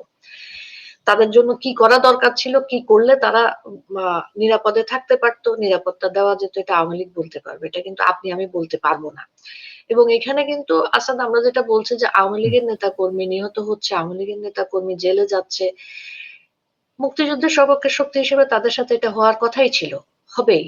বাংলাদেশে তো আর কেউ মুক্তিযুদ্ধকে ধারণ করেনি, এবং ইউনূস এসেছে মুক্তিযুদ্ধকে ধ্বংস করার এজেন্ডা নিয়ে। ইউনূসের সাথে যারা আছে, তারা যে বহিঃশক্তির সহায়তায় এসেছে, মোল্লা মিলিটারি অ্যালায়েন্স, তাদের মুক্তিযুদ্ধ নিয়ে ভয়ঙ্কর পীড়া। তারা মুক্তিযুদ্ধকে অস্বীকার করতে চায় বিধায় তো তারা অনবরত 24 করে যাচ্ছে। এবং তারা দেখেন, আর কোথাও কি জাদুঘর বানানোর কথা জায়গা ছিল না? গণভবনে নিয়ে 24-এর আপনি জাদুঘর বানিয়েছেন। তারপরে বীরশ্রেষ্ঠ মতিউর রহমানের ভাস্কর্য সরাই ওখানে আপনি রোড চড়া করছেন। তো আওয়ামী লীগের নেতা কর্মীদের যারা আছে এবং যারা বাংলাদেশে সফট লিগার বলতে আমরা সিভিল সোসাইটির লোকজন বলি, এবং যারা মুক্তিযুদ্ধের সপক্ষের শক্তি কিন্তু সক্রিয় রাজনীতি করে না আমাদের মতন, তাদের নিরাপত্তা বিধানে আওয়ামী লীগ ক্ষেত্র বিশেষে ব্যর্থ হয়েছে, কারণ সে নিজেই এখন নিরাপত্তাহীন। সে নানা রকমের জুলুম নির্যাতনের শিকার, সে তো এখন মজলুম। তাকে যদি আমরা এই মুহূর্তে আবার হাত তুলি যে তুমি তোমার নেতা কর্মীদের ইয়ে দিতে পারো না, নিরাপত্তা দিতে পারো না, তোমার দায়। শারমিন মুর্শিদ যেরকম বলেছে যে যত গুম খুন হচ্ছে, যত ধর্ষণ হচ্ছে, এগুলোর জন্য নাকি আওয়ামী লীগ দায়ী, তাহলে তো আমরা সেই পর্যায়ে চলে যাই, আমরা ভিকটিম ব্লেমিং এর দিকে চলে যাই। আওয়ামী লীগ তো এখন ভিকটিম, মুসলিম তো আওয়ামী লীগ। হ্যাঁ, সে তার নেতা কর্মীদেরকে ক্ষেত্র বিশেষে দেখা যাচ্ছে যে নিরাপত্তা দিতে ব্যর্থ হয়েছে। এখন দেশের সমগ্র মানুষই কিন্তু নিরাপত্তাহীনতায় আছে। আইন শৃঙ্খলা রক্ষাকারী বাহিনীর তো কার্যকর না, তারা তো নিষ্ক্রিয়। আবার আমি একটু দায়িত্ব নিয়ে বলি, আমি বিভিন্ন তৃণমূলের সাথে যোগাযোগ করেছি, অসংখ্য মানুষ, সেই সংখ্যাটা অনেক। এবং আমি প্রাইভেট একটা পোল পরিচালনা করেছি, আমার একটা চ্যানেল আছে, মানে ওটা মেসেঞ্জার ভিত্তিক আর কি, হ্যাঁ, যেটা পেজে না। আমি হিমেল আহমেদ, সে সভাপতি শেখ রাসেল শিশু কিশোর পরিষদ গোপালগঞ্জ শাখা, আমাদের গোপালগঞ্জের ভাই ব্রাদার, মানে হিমেল, তো তিনি লিখেছেন, বাগেরহাট সদর উপজেলা ছাত্রলীগের সভাপতি সাদ্দামের জামিন হয় কয়েক মাস আগে, কিন্তু জেল গেট থেকে তাকে আবার গ্রেপ্তারের নির্দেশ দেয় এসপি হাসান চৌধুরী। হাসান চৌধুরীর ছবি আপনারা দেখতে পাচ্ছেন। জামিনে মুক্তি পেয়েও জেল থেকে বের হতে না পারায় হতাশা ও মানসিক চাপ থেকে সাদ্দামের বউ আত্মহত্যা করে। সাদ্দামের বউয়ের জানাজায় প্যারোলে মুক্তিতেও বাধা দেয় সাবেক শিবির ক্যাডার এসপি হাসান চৌধুরী। বউ বাচ্চাদের জানাজাতেও উপস্থিত থাকতে পারছেন না সাদ্দাম। এই নির্মমতা শেষ কোথায়? এই এসপির জন্য শুভকামনা রইল, আগামীতে এর হিসাব যেন। আচ্ছা, এই যে এসপির বয়স, চেহারা দেখে বোঝা যাচ্ছে যে আওয়ামী লীগের আমলেই তিনি পদোন্নতি পেয়েছেন বা চাকরি পেয়েছেন। তো এই ধরনের এসপিরা আছে, ঠিক আছে, তারা কিন্তু এই যে সাদ্দামের স্ত্রী সন্তান আত্মহত্যা করলেন, সাদ্দাম মানে হিমেলের বক্তব্য অনুযায়ী, তো তাদের খোঁজ খবর কি কেউ, মানে আমি বলি নাই নিরাপত্তা দিতে হবে, শুধু খোঁজ নিলে তো হয়। আমরা তো জামাত শিবিরের স্ত্রী সন্তানদের মরতে দেখিনি, আত্মহত্যা করতে দেখি নাই। তারা তো 16-17 বছর ক্ষমতায় ছিল, 17 মাসে আওয়ামী লীগের নেতৃত্বস্থানীয় কেউ যোগাযোগ করেন তৃণমূলের সাথে, এমনটা আমি শুনি নাই। মানে তৃণমূল বলবো কি, তিনি তো বাগেরহাট ছাত্রলীগের সভাপতি। তো একজন, তার যদি, আপনি কি মনে করেন যে তার যদি অর্থবিত্ত এরকম থাকতো, সে যদি গুন্ডা মাস্তান ওরকম কোনো প্রভাবশালী লোক থাকতো, তাহলে তো সে বউ বাচ্চা নিয়ে ভারতে পালিয়ে দিত। কত লোককে আমরা যেতে দেখছি না? টাকা যার আছে, টাকার গরমে অনেকে অনেক কিছু করছে। কে বিক্রি হয় না বাংলাদেশে? বা বাংলাদেশে থাকলে অন্য জেলায় আরামে এসে অনেকে থাকেন, যারা টাকা পয়সা ধান্দাবাজি করেছেন, কিন্তু এই মানুষগুলা তার পদ পদবীর কারণে এইভাবে স্ত্রী সন্তান হারাই ফেললো, তারে তো আপনি স্ত্রী সন্তান ফেরত দিতে পারবেন না। না তা তো নাই, ওইটা বললামই যে এখানে তো আপনার আমার সত্যিকার অর্থে কিছু বলার নাই। আমরা তো সক্রিয় আওয়ামী লীগের রাজনীতি করি না। তাদের নেতা কর্মীদেরকে নিয়ে তাদের কি প্ল্যান, তাদের স্ট্র্যাটেজি কি, এটা তো তারা করতে পারে, এটা তারা বলতে পারবে, এটা তো আপনি আমি বলতে পারবো না। আপনি আমি যতই হবে। আলোচনা করি এটা কিন্তু এই সমস্যার সমাধান হবে না। আমরা আমাদের ক্ষুদ্র জায়গা থেকে কি করতে পারি? আসাদ, আপনাকে একজন নক করলে আপনি হয়তো তার জন্য 20,000 টাকা পাঠাতে পারেন। আমরা যেটা করে থাকি আরকি। জি। আপনাকে নক করছে, সে অসহায়, তার একটা অপারেশন লাগবে, লুকায় আছে। আপনি হয়তো তাকে একটা ডাক্তার ধরায় দিতে পারেন আপনার পরিচিত। এর বেশি তো আমাদের কাছে করার কিছু নাই। এবং না। এই যুগে আমরা বিশ্বাস করি যে আওয়ামী লীগ একটা ডাটাবেস মেইনটেইন করে তার নেতাকর্মীদের খোঁজ খবর নিচ্ছে, দিবে। এবং এখনো যদি সেটা সক্রিয়ভাবে না নেয়, এখন থেকে চালু করবে। আমরা এটাই আশা করি। কারণ আমি দেখেছি যে আইনি সুরক্ষা দেওয়ার জন্য কিন্তু তাদের একটা সেল গঠন হয়েছে। অনেক আইনজীবী স্বেচ্ছাশ্রমের ভিত্তিতে সেখানে কাজ করছেন। আমরা অনেক কেস ওখানে পাঠিয়েছি, তারা অনেককে জামিন করিয়েছেন। তো এই ধরনের, এবং মেডিকেল সেল দেখেছি আমি, মেডিকেল সেল গঠন হয়েছে, রক্ত লাগবে বা অপারেশন লাগবে বা অসুস্থ, এই ধরনের জায়গায় কিন্তু আমরা রেফার করে দিচ্ছি। তো এই যে একটা ঘটনা, উনি এই নেটওয়ার্কের আওতার বাইরে কেন ছিল, এটা আওয়ামী লীগকে গবেষণা করতে হবে। এটা আওয়ামী লীগের ডেটাবেস তো কাজ। দরকারই, কিন্তু স্থানীয় যারা এমপি মন্ত্রী তাদের তো দায়িত্ব আছে, তারা এই খোঁজ খবরগুলো নেন যেন। আমি মানে তৃণমূলের কষ্টটা আলোচনা এক দুই কথা শেষ করতে পারবো না। আমি বিভিন্ন এটা মানুষের কাছ থেকে আসাদ, শুনেছি এরকম। আপনি যেরকম পাচ্ছেন আমিও অল্প হলেও পাই। আমি মানে এরকমও ছবি পেয়েছি, এই যে ৫-৭ জন মিলে এই শীতের রাত্রে শুকনা বিলের মধ্যে লুকিয়ে শুয়ে আছে। আপা দোয়া হ্যাঁ, করবেন, আর কিন্তু কিছু লেখে নাই। নেড়ার মধ্যে, হ্যাঁ হ্যাঁ, ছনের মধ্যে হ্যাঁ, হ্যাঁ। আমি দেখছি যে বিছানার মধ্যে শোয়া। প্রতিদিন এরকম মেসেজ পাই। অন্য কোনো কিছু লেখে না। আপা আমার জন্য দোয়া করবেন। আপু আমার জন্য দোয়া করবেন। ঠিক আছে? হাওরে সমুদ্রে মাছ ধরতে যায় যে জীবনে কোনোদিন মাছ ধরে নাই, মানে শুধুমাত্র মাছ ধরে নাই। লোকালয়ের থেকে একটু দূরে থাকার জন্য। ঠিক আছে? মেডিকেলে পড়ে, 2nd ইয়ারে, 3rd ইয়ারে বহিষ্কার হয়ে গেছে। ঠিক আছে? অনার্স 4th ইয়ারে পড়ে বহিষ্কার হয়ে গেছে। আমি ছাত্রদল, আওয়ামী লীগ, ছাত্রলীগ কোনো কিছুর দিকে যাইতে চাই না। এই যে বাচ্চাটা যে 3rd ইয়ারে পড়ে, ওর ক্লাসে কোনো মানুষ নাই, ওর বন্ধুরা নাই। আমরা তো আমাদের বন্ধুদেরকে, আমার ছাত্র জীবনে আমার মনে আছে যে আম আ তখন মানে বিএনপির সময় আওয়ামী লীগের লোকজন পরীক্ষা দিতে পারতেছে না। হল-টল ঘেরাও করা, এরকম একটা অবস্থা। কিন্তু ছাত্র দলের যে পোলাপান ছিল ওরা যায় বন্ধুদেরকে নিয়ে আসছে, পরীক্ষা দিছে। এবং আওয়ামী লীগের সময় আমরা দেখছি ছাত্র দলের লোক হলে ঢুকতে পারে না। জিনিসপত্র নিতে পারতেছে না। আওয়ামী লীগের যে আসে, ছাত্রলীগের যে আসে, সে যায় বলছে, "দোস্ত আমি তোরে নিরাপত্তা দিব। তুই আয়, পরীক্ষা দিতে আয়।" ফলে নিয়ে আসছে। তো বন্ধুত্বের জায়গাটা তো ওরকম। ওই জায়গায় তো ছাত্রলীগ, ছাত্রদল থাকার কথা ছিল না। এই যে বহিষ্কার হয়ে গেছে লক্ষ, লক্ষ পোলাপান। তাদের সার্টিফিকেট বাতিল, এই বাতিল। তাদের ক্লাসের ছেলেমেয়েরা কোথায়? তারা সবাই শিবির করে। আসাদ, এটা আমাকে বিশ্বাস করতে হবে। সবাই ছাত্রী সংস্থা করে। এটা বিশ্বাস করতে হবে।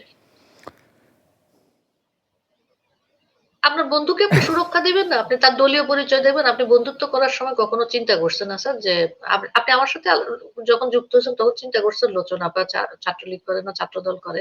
চিন্তা করেন নাই তো। কিন্তু এখন মানুষ কি হয়ে গেছে? তাদের ক্লাসের ছেলেমেয়েরা নাই। বলতে পারে না যে আমার সহপাঠীকে বহিষ্কার করা যাবে না। তাকে পরীক্ষা দিতে হবে। আচ্ছা, এই যে অন্যায়টা করাচ্ছে, এরা যখন কোনো কিছু তো এমনি এমনি যায় না। আপনি একটা মানুষকে, আপনি যে মেডিকেল স্টুডেন্টের কথা বললেন, তার জীবনের স্বপ্ন সবকিছু আপনি ধ্বংস করেছেন।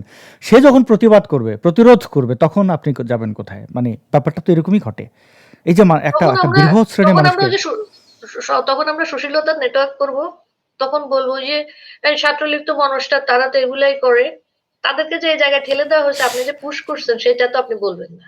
না, না, সেই সুযোগ এখন নাই লোচনাপা। হ্যাঁ, সবকিছু তো লিপিবদ্ধ। কোন সুশীল কি কথা এই টার্মে বলেছিলেন, আমরা তো অনেকেই সেগুলো সেভ করে রেখেছি। অনেকগুলো সমালোচনা করেছি, অনেকগুলো রেখে দিয়েছি। মানে সব কার্ড তো সামনে আনতে হয় না। তারা মুখটা একটু না। খুলুক না। ওই আপনার মনে সময়ের হয় তারা পরিবর্তনে। তারা মুখ খুলবে?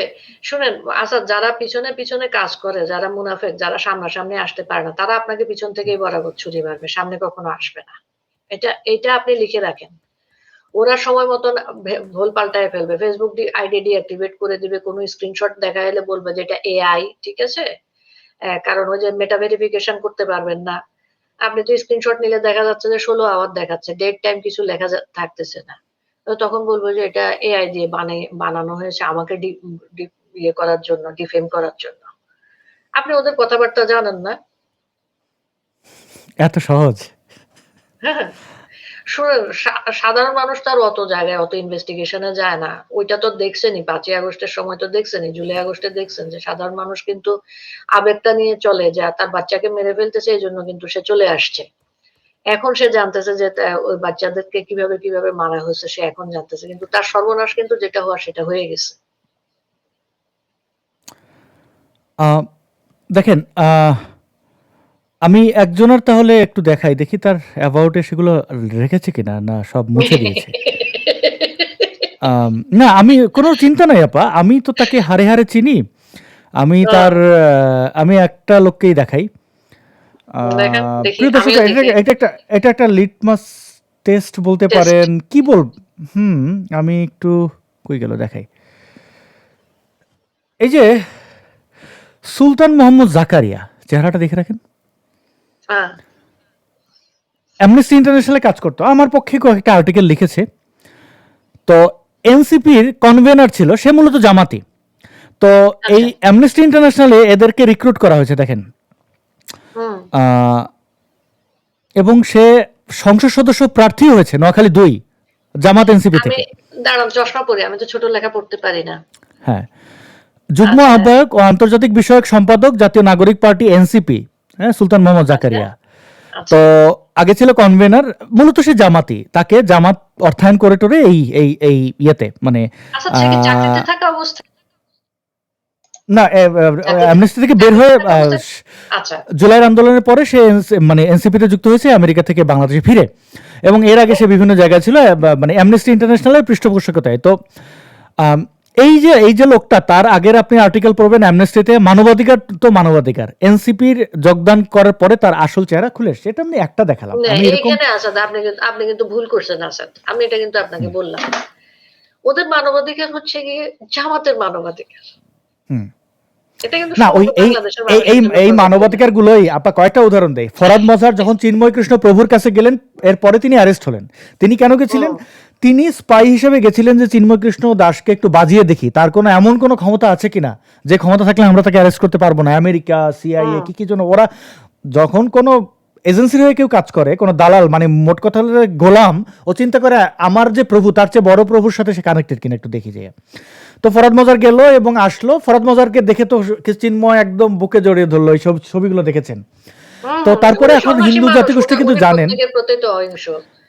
সন্ন্যাসী উনি প্রতারিত হয়েছেন, কিন্তু এখন কিন্তু হিন্দু ধর্মাবলম্বীরা জানেন যে, এবং এই যে বাউল আবুল সরকার, এর কাছে কিন্তু এই যে ফরহাদ মজার যার কাছে গেছে, তার ওইটা আকাশ ভরা তারা, এটা কনফার্ম। তো এখন আপনি মনে করেন ফরহাদ মজার ও বিষ নিয়ে যায়, বিষ নিয়ে যায়। ও হচ্ছে কি, ওই যে আমরা মনে করেন যে বাসা যেরকম ক্রস চিহ্ন দিয়ে চিহ্নিত করে দেয় না, ও যায় ইঙ্গিত দেয় যে এটা তোদের নেক্সট টার্গেট। তো এখন আপনি বলছেন যে এই ধরনের যারা চরম বিশ্বাসঘাতক, এরা আশ্রয় কার কাছে পাবে? আওয়ামী লীগের নেতাকর্মীরা বিশ্বের সব জায়গায় আছে। আমি বিশ্বাস করি না আসিফ নজরুল যেদিন ইউনুসের ক্ষমতা দখল, এই যে এটা অন্য কেউ তার কাছ থেকে আবার ছিনিয়ে নেবে, এরপর থেকে পৃথিবীর কোথাও তারা আরো জনসম্মুখে আসতে পারবে। মানে এরা সেলফ সেন্সরশিপে থাকবে। মানে আমার মনে এগুলা তো আবেগের কথা। তার মানে আপনি বলতেছেন যে জুতার বাড়ি এগুলা মানুষ, তারা এগুলা খাবে আর বলবে ভালো লাগছে ভাই, আর না, একটা তারা খাবে না। আপনি তো 111 তারা থাকবে কোথায় পৃথিবী? আপনি তো অত ছোট না নিশ্চয়ই। আমি 111 নিশ্চয়ই আপনি দেখছেন। দেখছি। তো ফখরুদ্দিন মাইনুদ্দিন কোথায়? তার আগে জুতার বাড়ি খাচ্ছে। সমস্যাটা হচ্ছে এটাই যে তখন ইন্টারনেট এত সহজলভ্য ছিল না। জনে জনে ফখরুদ্দিন মঈনুদ্দিনকে চিনতো না, টেলিভিশনে দেখতো ওকে। এখন সুবিধাটা হচ্ছে দেখেন, এবং টেলিভিশন যা দেখাতো তাদের ব্যাপারে, তারা যে আউলফাউল কথাবার্তাগুলো, সেগুলো কিন্তু সামহাও সেন্সরশিপ হয়ে যেত। আমরা ধরেন যারা সভা সমাবেশে ইন পার্সন দেখছি, তারা জানি। এখন দেখেন এদের পুরো বিষয়টা কিন্তু মানুষ জানে, এমনকি ওদের পক্ষের লোক, আমি ওদের পক্ষের কয়েকজন বুদ্ধিজীবীর সাথে কথা বলছি, তারা এখন খুবই এত বিব্রত যে তাদের এই যে ফাউল কথাবার্তার কারণে তারা এখন আর কোনো জায়গায় যেয়ে এদেরকে ডিফেন্ডও করার চেষ্টা করে না, যে এত ফাউল কথাবার্তা কেন বলে, এগুলোর কি ফলাফল হবে। আপা এই উদাহরণ দিলে তো বঙ্গবন্ধুর খুনিরা পালাইই ছিল সারা জীবন, কখনো জনসম্মুখে আসে নাই। কিছু কিছু ঘটনা থাকে। ওইটা হচ্ছে গিয়ে মানে পালায় থাকবে, কিন্তু আপনি যেটা স্বাভাবিক জীবন যাপন বলেন সেটা পাবে না, এটা বলবেন। স্বাভাবিক জীবন যাপন পাবে না, ওই লুকায় থাকবে আর কি। লুকায় থাকবে, জীবন এভাবে কাটে যাবে। মীর জাফরের জীবন যেভাবে কাটছে, ঠিক আছে না? আমাদের পরের প্রজন্ম, আমি তো আমার বাচ্চাকে শিখাইয়া যাব যে আসিফ নজরুল যে একটা গালি। আপনি আপনার আচ্ছা বাচ্চাকে আচ্ছা শিখাইয়া বুঝলাম, যাবেন। তাদেরকে পাইলে মানুষ জুতাবে, ডিম মারবে, এটা কনফার্ম। আমরা তারা ক্ষমতায় থাকতে মাহফুজ জিয়ারে দেখছি, অনেক না, জায়গায় দেখছি, এত এটা এত এত- এত ছোটখাটো কাজ ছোট। করবে না, বুঝছেন না? ওকে ঠিক আছে ওকে না? ঠিক ওকে, আছে? আমি একটু ছোটখাটোটাই ধরলাম, আপনি যেভাবে তাদেরকে বলছেন যে আচ্ছা। কিন্তু এরা যে নোংরামিটা এখানে বসে করছে, যেমন টেলিফোন আলাপ, ওই যে ইউনুস দেখলেন, এখন এই ধরনের পলিটিক্যালি কিভাবে পাল্টা জবাব দিতে হয়, এটা আওয়ামী লীগের কিন্তু আমি দেখছি। এই এই জিনিসগুলো কিন্তু দেখছি খালেদা জিয়ার যখন এই যে জন্মদিন পালন টালন নিয়ে, তখন তো আওয়ামী লীগের নেতাকর্মীরা মানে দেখেন, আমি খালেদা জিয়া যখন এই কাজগুলো করছিলেন, আমি শুধু ভাবতাম যে এই নারী কোনোদিন মারা যাবেন না, তিনি কি অবিনশ্বর, তিনি কোনোদিন মারা যাবেন না, তিনি যেদিন মারা যাবেন ওই ডেট নিয়ে মানুষ কি করবে।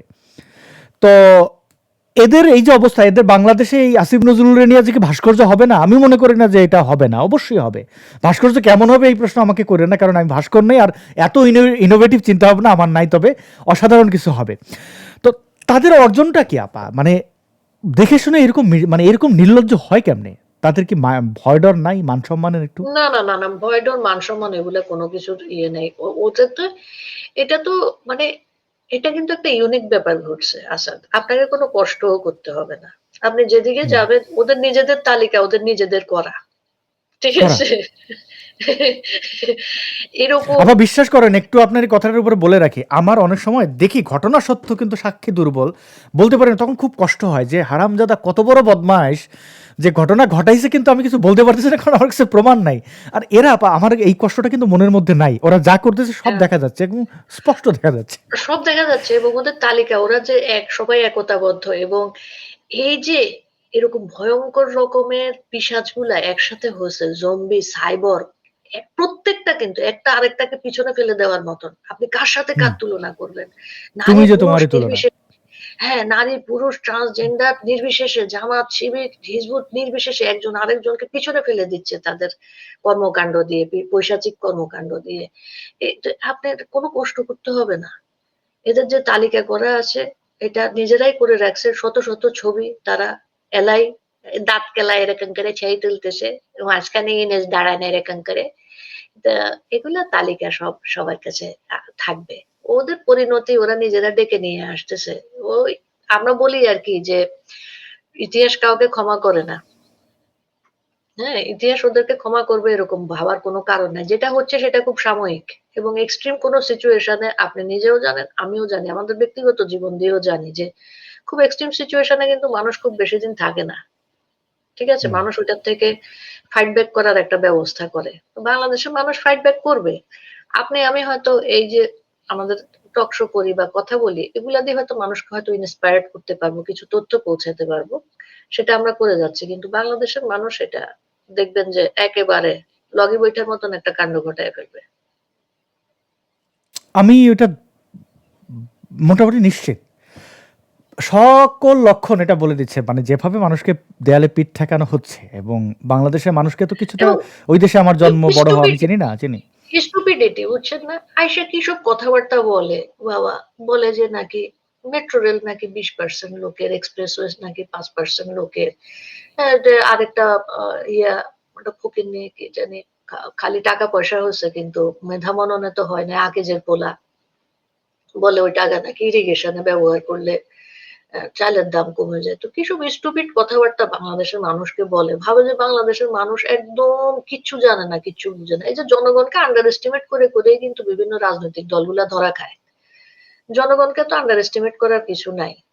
আপনি আমি এখানে একেবারে ইয়েতে স্ট্রিমে বসে কথা বলতেছি দেখে আমরা খুব সুপেরিয়র হয়ে গেছি, এটা ভাবার কোনো কারণ নাই। এরকম কথা আমাদের শত শত চায়ের স্টলের দোকানে, আমাদের শত শত রিক্সাওয়ালারা এই ইয়ে জানে। আমাদের রিক্সাওয়ালা, বেবি ট্যাক্সিওয়ালারা আপনার আমার থেকে বেশি রাজনৈতিক সচেতন, দেখেন আমার গার্মেন্টস এর মেয়েটা আপনার আমার থেকে বেশি জানে, বলতেছে তারা এগুলো অলরেডি। তো আপনি বাংলাদেশের দুইজন ব্যক্তির কথা বলেছেন আপা। হ্যাঁ, আমি কিন্তু মানে এই যে খাম্বা তারেকের, যে লোক খাম্বা তার, সে পিলার, মানে ধরেন একটা মেট্রো রেলের পিলার দেখলে তো সে জেলাস হবে, সে বলবে না খাম্বা ঠিক আছে। তার সাথে খাম্বা, বিদ্যুতের খাম্বা, খাম্বা অনেকে যারা জানেন না খাম্বা বাবা কি, 10% কি একটু একটু জানেন, এত তথ্য দেওয়া যাবে না।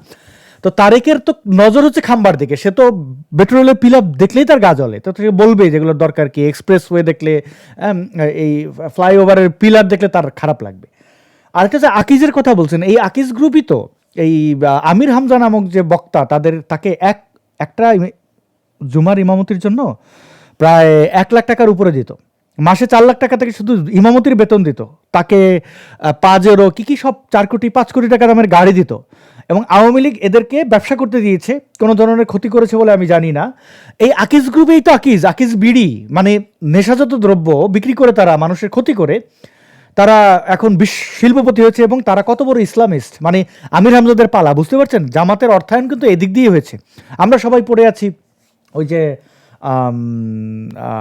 ধরেন চট্টগ্রামের সেই গ্রুপ, এস আলম গ্রুপ, হ্যাঁ এস আলম গ্রুপ বা অনেক রাঘব বোয়াল বদমাশদের আমরা দেখি নাই। আওয়ামী লীগের অবশ্য দোষ আছে, এই ড্যামেজগুলো কন্ট্রোল করতে পারে না, যে অর্থাৎ এই আকিজ গ্রুপ ওরা জামাত শিবিরকে পালতেছে একের পর এক, তাদের প্রতিষ্ঠান থেকে অর্থ দিয়ে, তাদের ব্যাপারে কোনো পদক্ষেপ নেই, তাদের স্বাধীনভাবে ব্যবসা বাণিজ্য করতে দিয়েছে। মানে স্বাধীনভাবে বলতে কি, তাদের আয় ব্যয়ের হিসাবটা নিলেই হতো।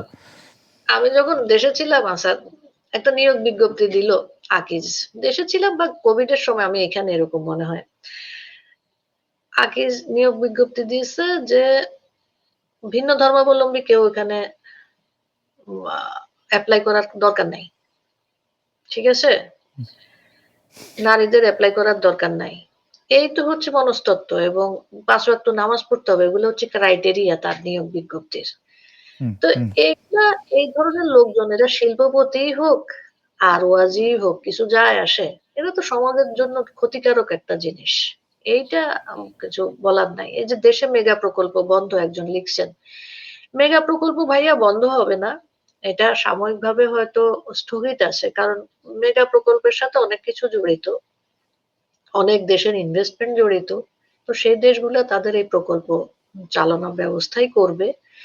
সবাই, বিশ্বের সব দেশ যারা আমাদের দেশে বিনিয়োগ আছে তারা, এবং দেশের ভিতরে যারা আছে তারা, সবাই নির্বাচনের জন্য অপেক্ষা করছে। কিন্তু নির্বাচনের যেই ফ্রেমওয়ার্ক সাজানো হয়েছে সেটা নিয়ে সবাই হয়তো, অনেকে হয়তো অবগত না, সেভাবে বিশ্লেষণ করে নাই দেখে নির্বাচনের আউটকামটা সম্পর্কে মানুষ বুঝতে পারছে না। তো মেগা প্রকল্প আপাতত বন্ধ, এটা চলবে পরবর্তীতে, কারণ অনেক দেশের ইনভেস্টমেন্ট আছে, তারা তো রাতারাতি তাদের ইনভেস্টমেন্ট উঠায় নিতে পারবে না। না, অনেক ধন্যবাদ আপা। আমরা একদম শেষের দিকে, আমাদেরকে আওয়ামী লীগের ফিরে আসার ব্যাপারে যদি কোনো আশার বাণী শোনান, অর্থাৎ এই যে এখন বলছে আওয়ামী লীগের ফিরে আসা, আপনি বলতে পারেন যে দেশে কি আর কোনো রাজনৈতিক দল নাই, দেশে কি আর কোনো, আসলে নাই, মুক্তিযুদ্ধকে রক্ষা করার, দেশ রক্ষা করার জন্য। এটা আমি তো, আপনি জানেন আমি সমালোচক আওয়ামী লীগের, কিন্তু এখন যে অবস্থা তাতে আর কাউকে তো দেখি না। মানে কই, বিএনপির ব্যাপারে একটা বিয়ে ছিল যে তারা মুক্তিযুদ্ধের পক্ষের দল, অন্ততপক্ষে মুক্তিযুদ্ধ কেন্দ্রিক এবং বাংলাদেশের অস্তিত্ব কেন্দ্রিক তারা দাঁড়াবে। মানে তারা চুরি করে, বাটপারি করে, চাঁদাবাজি করে, সবই করে, বুঝলাম, কিন্তু কিছুটা তো লাজ লজ্জা থাকে। কিন্তু তাদের নীরব উপস্থিতি একদমই নিষ্ক্রিয় বলা যায়। 2-1 জন যারা ভোকাল, তাদেরকে আবার দল থেকে বহিষ্কার করে দেওয়া হয়েছে। আপনি জানেন ফজলুর রহমানের সাথে কি হয়েছে, বহিষ্কার করতে করতে করেনি আর কি, যেহেতু বর্ষিয়ান নেতা, তাদের তো দেখাতে হবে মুক্তিযুদ্ধ আছে। ওদিকে রুমিন ফারহানা, তার সাথেও মানে 2-1 জন যাও, রুমিন ফারহানার অনেক নারী কেন্দ্রিক বক্তব্য আছে যেগুলো সমর্থনযোগ্য, মানে তার সেই অধিকারের জায়গাগুলো বা অসাম্প্রদায়িক কথাবার্তা আছে, ওইভাবে মোল্লা নন। তো কি দেখেন, মানে আওয়ামী লীগ কত দ্রুত আমাদের এই দেশের হাল ধরবে বলে আপনি মনে করেন? আচ্ছা, এটা মানে অনেক ফ্যাক্টর জড়িত, তো প্রতিদিন কিন্তু নানা ফ্যাক্টর চেঞ্জ হয়, বুঝছেন, ভেরিয়েবল ফ্যাক্টর, এখানে স্ট্যাটিক কোনো ফ্যাক্টর নাই যেহেতু। কারণ আমি আপনি অনেক আলোচনায় বলি আমরা যে আন্তর্জাতিক শক্তি যেখানে জড়ায় যায়, আওয়ামী লীগের এককভাবে কিন্তু সে তখন সিদ্ধান্ত গ্রহণ করা বা ফিরে মানে রাজনীতিতে তো তারা আছে, তারা তো রাজনীতিতে আছে, তারা, তাদেরকে নিয়ে সবসময় আলোচনা হচ্ছে। আপনি যেটা বলছেন আমি বুঝতে পারছি যে তাদের যেসব নেতা কর্মী, নেতারা বিদেশে আছেন পরিস্থিতির কারণে, তারা কবে ফিরে আসতে পারেন। এখন এইখানে দেখেন পলিটিক্যালি মোটিভেটেড এত ধরনের কেস হয়েছে, এবং মিসক্যারেজ অফ ল, আমরা যেটা বলি মিসক্যারেজ অফ জাস্টিস যেভাবে হচ্ছে দেশে, সেই মুহূর্তে এই নেতাদের ফিরে আসা এবং এসে এই জেলখানায় দেখেন 50 জনের উপর মেরে ফেলছে, এইসব হত্যার শিকার হওয়ার তো এই সময়টা সঠিক না। তো তারা যদি পলিটিক্যালি মোটিভেটেড কেস গুলা উঠানোর ব্যবস্থা করতে পারে আন্তর্জাতিক সম্প্রদায়কে দিয়ে, চাপ দিয়ে, কারণ এগুলা উঠানোর ব্যবস্থা না করতে পারলে তাদের দেশে ঢোকাটা অনিরাপদ হয়ে যাবে, আমি যেটা মনে করি আর কি। এবং তারা যেটা করছেন, তারা তো এখন লিয়াজও করছেন, তারা বিভিন্ন সংবাদ সম্মেলন করা, সাক্ষাৎকার দেওয়া, এবং আমি দেখেছি যে বিভিন্ন দেশের পার্লামেন্টের এমপি টেম্পিরা আমাদের সংখ্যালঘু নির্যাতন এবং অন্যান্য যেসব ললেসনেস হচ্ছে সেগুলো নিয়ে কিন্তু বক্তব্য দিচ্ছেন। তো আওয়ামী লীগ ধীরে হলেও তাদের কাজকর্ম করছে, এবং এখন এটাকে এক্সপেডাইট করতে হবে হচ্ছে জনগণকে বলতে হবে যে আমরা তোমাদের পাশে আছি, তোমরা যতই ভিকটিম, তোমাদের 1500 উপর নেতা কর্মী মারা গিয়েছে, 5 লক্ষ লোক জেলে, তোমরা নামতে পারছো না, 4 লক্ষ ছেলে মেয়ে শিক্ষা অধিকারের বাইরে, তোমরা নামতে পারছো না, কিন্তু আমরা সাধারণ জনগণ তোমাদেরকে নিরাপত্তা দিব, তোমরা আসো আমাদের দেশে, আমরা একসাথে দেশের জন্য লড়ি। এটা যখন জনগণ বলতে পারবে, তখন কিন্তু আওয়ামী লীগ জনগণের সাথে সম্পৃক্ত হয়ে দেশকে জঙ্গিমুক্ত করতে পারবে। জনগণকে প্রত্যেকটা সেক্টরে বিব্রত, বিরক্ত এবং ক্ষতিগ্রস্ত করার জন্য যা কিছু করতে হয় সবকিছু ইউনূস সরকার করেছে। তো জনগণ কবে নামবে? এর চেয়ে আর কি হইলে পরে? মানে আপনি বাংলাদেশের দিকে তাকান, মানুষের অবস্থা, আমি প্রতিনিয়ত চেষ্টা করি কথা বলার, গণমানুষের সাথে কথা বলার চেষ্টা করি, এবং আগেও এই কাজটা করেছি। আগে আওয়ামী লীগের আমলে এক প্রকার ক্ষোভ ছিল, মানুষের মধ্যে ক্ষোভ ছিল, কষ্ট ছিল, কিন্তু এখন সেটা মহামারীতে পরিণত হয়েছে। কেউ মানে যত ধনী হোক বা যত করে, কারোর দেশের কথা জিজ্ঞেস করলে প্রথমে একটা দীর্ঘশ্বাস। তো এই পরিস্থিতিতেও যদি, আর এখানে তো আওয়ামী লীগের একটা দায় থাকে না আপা, যে জনগণ কাকে ডাকবে, তার তো নেতৃত্ব দেখতে চাই। তো দেশে থাকতে যারা এমপি ছিল, মন্ত্রী ছিল, তাদের অনেকের ব্যাপারে অভিযোগ আছে তারা মানুষের কাছে ছিল না, মানুষকে মানে দাম্ভিকতা, অহংকার। এই যে এখানে একজন কমেন্ট করেছেন, হাসান মাহমুদ আর এই আব্দুল মোমেন বিহীন আওয়ামী লীগ চাই। কেন, তাদের সাথে সমস্যা কি? তাদের অসংখ্য বক্তব্য আছে, এগুলো আর এখানে কোট করছি না, যেগুলো আওয়ামী লীগের ভাবমূর্তি শুধু ক্ষুণ্ণ করে নাই, তাদের কার্যক্রম অনেক বিপদগ্রস্ত করেছে। এর বাইরে তো আওয়ামী লীগের শত শত হাজারো চমৎকার চমৎকার নেতা রয়েছেন, তাদেরকে খুব একটা, হ্যাঁ কিছু কিছু ব্যক্তিকে দেখি যারা শিল্পপতি, আওয়ামী লীগের টিকিট কিনেছিলেন, তাদের বক্তব্য অনুযায়ী বউ বাচ্চা নিয়ে বিদেশে ঘুরে বেড়াচ্ছেন, ছবি দিচ্ছেন, সেখানে গিয়ে আওয়ামী লীগের নেতাকর্মীরা গালাগালি করছেন যে তোর সাহস কত বড়, এই দুঃসময় গিয়ে তুই আরামে আসস। এরকম ব্যক্তিরা আছে। তাদেরকে যদি বিচ্ছিন্নও ধরি, তাহলে তো যারা দায়িত্বশীল তারা আর কবে, আর কত ধ্বংস হইলে পর্দার আড়ালে থাকবেন? সামনে আসছেন না কেন? আমরা তো হাতে গোনা কয়েকজনকে দেখি। নওফেল সাহেব চমৎকার বলছেন, নিজ মজুম। আসাদ, আসাদ, এই প্রশ্ন সত্যিকার অর্থে আমি আপনাকে করে কোনো লাভ নেই। আমরা তো বললাম, আমরা দলীয় হাইকমান্ডের সাথে কেউ জড়িত না, আমরা তাদের স্ট্র্যাটেজিক প্ল্যান জানি না, এবং সবচেয়ে বড় কথা, আমাদের নেত্রী আছেন আরেকটা অন্য দেশে। উনি কি পরিস্থিতিতে আছেন, ওনার উপরে কি ধরনের এমবার্গো আছে, আমরা কিছু জানি না। তো এবং আমাদের দেশের অনেক মন্ত্রীও এমপিও ওই দেশে আছে। তো আমরা এমন ধরনের কোনো কথা বলবো না যে তাদের ওখানকার থাকাটাও বিঘ্ন হয় আর কি, আমাদের নেত্রীর কোনো ক্ষতি হয়। আমরা এ ধরনের কোনো কথা বা আলোচনা করব না। ওনারা জানেন কোন সময়ে এই কাজ করতে হবে এবং কখন ফিরে আসতে হবে। আমি তাড়া দিলে হবে না, সবকিছুর একটা প্রক্রিয়া আছে। তারা সেখানে অন্য দেশে আছেন, তাদের পরিস্থিতিটা আমরা না জেনে মন্তব্য করাটা সঠিক হবে না। আমরা সাদা চোখে অনেক কিছু দেখি, কিন্তু সবসময় সব জায়গায় একটা গ্রে এরিয়া থাকে, সেই এরিয়াটা না বুঝলে, ভূ রাজনীতি না বুঝলে আমাদের মন্তব্য করাটা সঠিক হবে না, মানুষ বিভ্রান্ত হবে। যেহেতু আপনার শো অনেকে দেখে, ওই আলাপ আমি আর আপনি আলাদাভাবে করব। ওকে, কিন্তু অনেক ধন্যবাদ। এটা আমরা স্ক্রিনে করব না। কিন্তু হ্যাঁ, আমরা অপারগ আর কি। গ্রে এরিয়ার কথা বলছেন, তাদের সুবিধা অসুবিধার কথা বলছেন। হ্যাঁ, যদি বাংলাদেশের পরিস্থিতি মোটামুটি স্টেবল থাকতো তাহলে বলতাম যে ঠিক আছে, আপনারা আপনাদের মতো করে ফেরেন। পরিস্থিতি তো আসলে খারাপ, খুবই খারাপ। পরিস্থিতি স্টেবল না আসাদ। সবচেয়ে বড় কথা, যদি রাজনৈতিকভাবে নির্বাচিত সরকার থাকতো, সংসদ কার্যকর থাকতো, অনেক কিছুই করা যেত। এর কিন্তু কোনোটাই এখন নাই। তো আমরা এখানে কিভাবে বলবো? এবং সবচেয়ে বড় কথা, আইন শৃঙ্খলা রক্ষাকারী বাহিনী সম্পূর্ণভাবে নিষ্ক্রিয়। সে জায়গায় তো আপনার আমার মতন সাধারণ মানুষেরও নিরাপত্তা নেই। ওনাদেরকে আমরা কিভাবে আবার বলবো যে আসেন, এসে বিপদের মুখে পড়ে যান? এটা তাদের সিদ্ধান্ত, তারা বুঝবেন যে কখন তারা ভাববেন যে এখন আসা যাবে। তারা এখন আইন প্রক্রিয়াটা যদি সুন্দরভাবে থাকতো, মানে আদালতটা যদি সঠিকভাবে পরিচালিত হতো, মানুষ তো রাজনৈতিক মামলা আগেও মোকাবেলা করতে পারতেন তারা। এখন তো সেগুলো কোনো কিছুই নাই। একজন আইন উপদেষ্টা, তারপর স্বরাষ্ট্র উপদেষ্টা, তারা প্রকাশ্যে বলছেন কিভাবে জামিন পেয়েছে দেখতে হবে। জামিন পাওয়া তো মানুষের অধিকার। এবং এই যে আপনি একটা ঘটনা প্রথমে বললেন সাদ্দামের কথা, তাকে শোন অ্যারেস্ট করে আবার জেলগেট থেকে নিয়ে গেছে। একজন শাহরিয়ার কবির যে এতদিন ধরে অসুস্থ, তার বিরুদ্ধে আপনি হত্যা মামলা দিয়ে রাখছেন, সে নাকি ইয়েতে যায়, রংপুরে যায় হত্যা করছে। আপনি হাসানুল লকিনুর নামে হত্যা মামলা দিয়ে রাখছেন, ফারজানা রূপা, শাকিল, শ্যামল বাবু, সবার নামে আপনি হত্যা মামলা দিয়ে রাখছেন। তো এই লোকগুলাকে আমরা কিভাবে বলবো যে আসেন আপনারা এই মিথ্যা মামলা মোকাবেলা করেন, যেখানে ইয়েতে রাষ্ট্রপক্ষের উকিল যায় বলতেছে আমি খুব ব্যথিত বলে সে হাসতেছে। তার ইয়ের তার ক্লায়েন্টের ভার্ডিক্ট হয়েছে, সে বলতেছে আমি খুব দুঃখিত, আমার মুখটাই হাসি হাসি। তো আপনি এখানে কি আশা করেন, কি বলেন বলেন হাসান? আপনি যে এই যে মানে সারফেস লেভেলের ভাষা ভাষা কথা বলবো, কেন বলবো আমরা, কি কারণে বলবো? হ্যাঁ, ঠিক আছে, আমরা সারফেস লেভেলে থেকে অপেক্ষাই করি আর কি করব। তবে যে উদাহরণগুলো দিয়েছেন ওই ব্যক্তিদের ভবিষ্যৎ বোধহয় আমি দেখতে পাই, তাদের ভবিষ্যৎ ভালো হোক। আমরা সবসময় বলি জগতের সকল প্রাণী সুখী হোক, এটা আমাদের হ্যাঁ, বক্তব্য থাকে। হাসি আমলান থাকুক, তাদের হাসি আমরা দেখবো, ভবিষ্যৎ দেখবো। ভবিষ্যতেও দেখবো, সেটাই। অনেক ভালো থাকবেন প্রিয় দর্শক, আপনাদেরকে অনেক ধন্যবাদ। আপনারা পুরোটা সময় ধরে একটা বড় সংখ্যার দর্শক ছিলেন, ফেসবুক ইউটিউব মিলিয়ে প্রায় 4,500 দর্শক দেখছিলেন। আপনাদের প্রতি কৃতজ্ঞতা। আপনারা চাইলে এই আলোচনাটি শেয়ার করতে পারেন। আফসানা কিশোর লোচনাপার সাথে অনেক আচ্ছা, আপনার নামটা উচ্চারণ করতে গেলে আমি পেঁচাই ফেলি অলওয়েজ। এটা 1 বছর আগে হয়েছে, এইবার হচ্ছে। কারণ হচ্ছে কি আসাদ, আমাকে তো আফসানা কিশোর তোমরা কেউ ডাকো না বাবা, তোমরা সবাই লোচনা লোচনাপাড়া। হ্যাঁ, ডাকো, সেজন্য। না আমি আটকাই যে আফসানা। আচ্ছা ঠিক আছে, কিশোর না কিশোরা, ওইখানে যে ভাবি আবার যে না এটা দেখি। যাই হোক, অনেক ধন্যবাদ আপা সময় দেওয়ার জন্য। প্রিয় দর্শক, আপনাদেরকে ধন্যবাদ। বাংলাদেশ এবং ভারতের নাগরিকদের শুভরাত্রি। শুভরাত্রি।